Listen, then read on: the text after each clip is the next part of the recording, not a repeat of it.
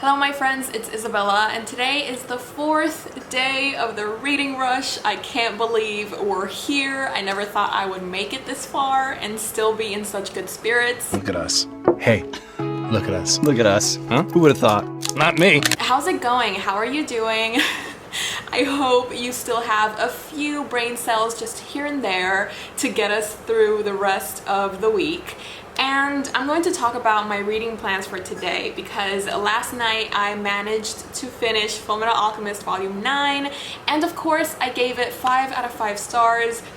I don't think I need to say anything else. If you've seen either the anime or if you've seen previous videos of me talking about Fullmetal Alchemist, then you know how much it means to me and how many years I've spent rewatching the animes. So just getting to now read the mangas, it's another level of serotonin. This is the volume where it really starts to get dark. I don't know if it's because I still had Uzumaki on my mind, you know, trauma, but some of the panels of this volume of Fullmetal Alchemist I feel would fit in so perfectly in a Junji Ito manga. Honestly, I was living my fantasy. Maybe horror manga is my new thing. Who knows? If you have any recommendations for horror manga, I am so here for them. I already added Tomi and Gaio to my, or Gio.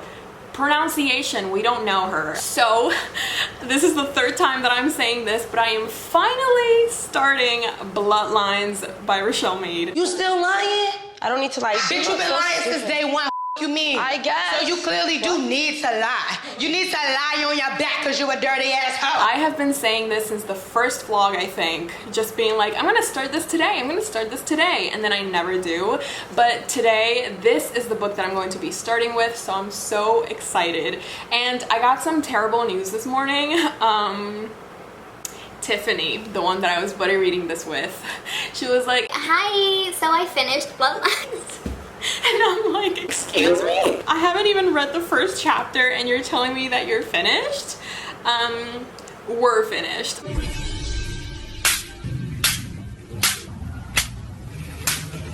I'm kidding. Of course, I don't blame her. Bloodlines is the type of book that once you start, you can't really stop.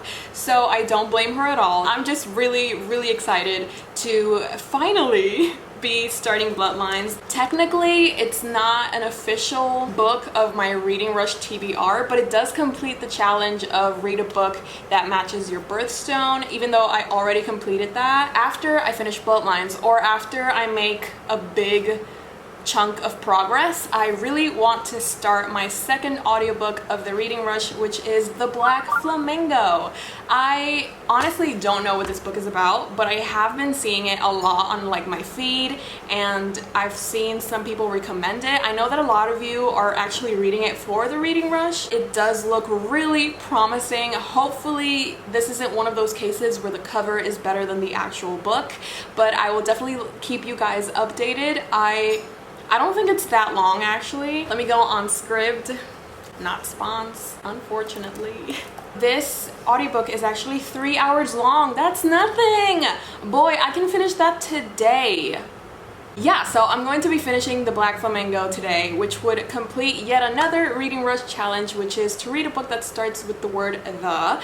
And oh my god, okay, I'm so excited. 3 hours, that's totally doable. Hopefully it's a good book and it's a book that I will want to keep on listening to. I do need to get to work now, yay. But after I finish or in my lunch break, I'll definitely be reading. I will definitely be keeping you guys updated. Yesterday when I was watching Avatar and Fullmetal Alchemist, I really got into them. Like, I just wanted to keep watching them, but I couldn't because I needed to finish my books. Not needed, wanted. So maybe in between reading, I can watch another episode of Avatar because it just gave me so many cozy vibes. It's like being wrapped up in the warmest hug in the world, and sometimes you need that. Sometimes you don't even know it, but you need it. So I'm going to stop talking now, and I'm gonna work, hopefully read, and have the time of my life. I hope you guys are having a good day so far whenever you're seeing this, and yeah, thank you so much for your support. Your messages have been wonderful, like cheering me on. I really appreciate it, and I hope you guys are doing well as well, good as well. And I'm going to stop talking now. I've said that like 3 times now, but this time I mean it. Bye.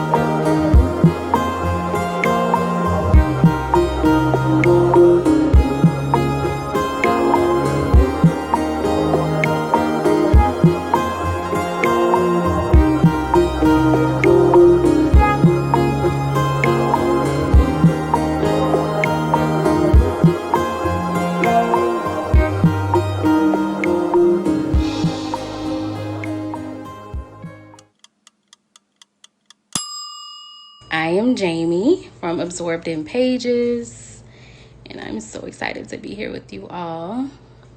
Oh, a reader throne of pages once said, I've been procrastinating reading all day, so maybe this will help me too. You're not.